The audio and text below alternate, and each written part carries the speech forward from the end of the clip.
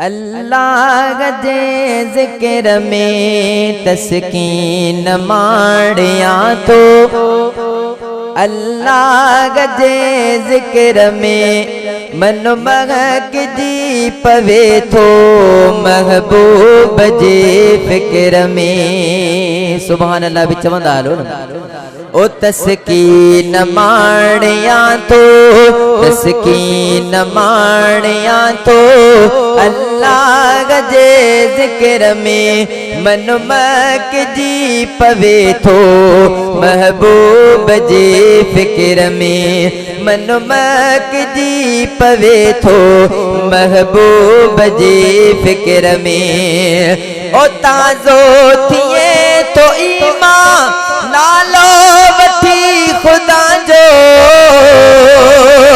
कमकार थे तो आसान नालो वठी खुदा जो, कमकार थे तो आसान नालो वठी खुदा जो।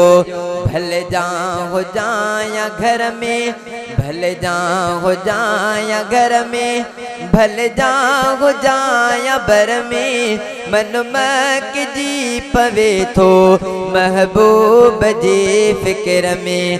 तस्कीन माणिया तो अल्लाह जे ज़िक्र में मन महक जी पवे थो महबूब जी फ़िक्र में।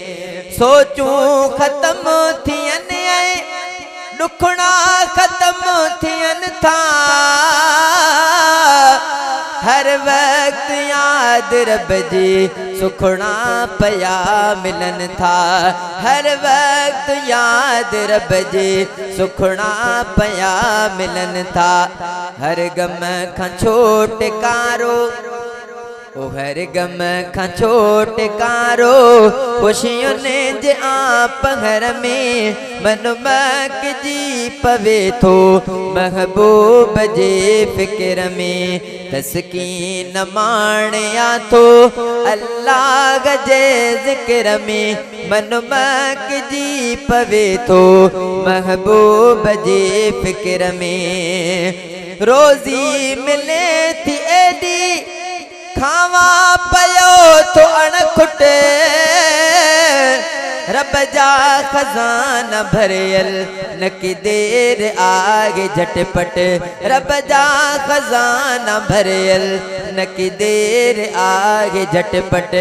ढवते सुमा उठा तो, ढवते सुमा उठा तो कादिर जी आ नजर में, ढवते सुमा उठा तो कादिर जी आ नजर में मन महक जी पवे थो महबूब जे फ़िक्र में। बेअंत मेरे मानी हर कम में आसानी, दिलड़ी सुकून में आ कुर्ब मिलो रबानी, दिलड़ी सुकून में आ कुर्ब मिलो रबानी।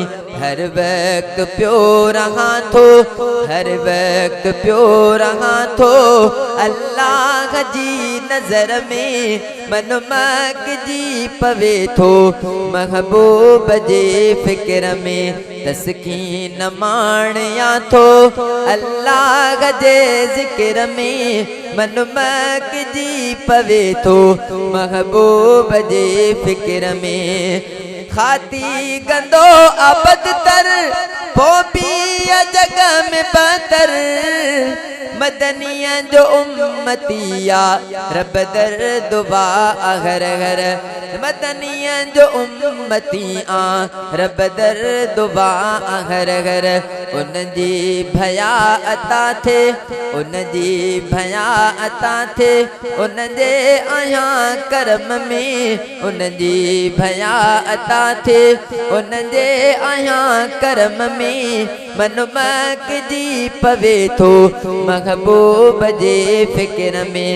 तस्कीन माणिया तो अल्लाह जे ज़िक्र में मन महक जी पवे थो महबूब जे फ़िक्र में।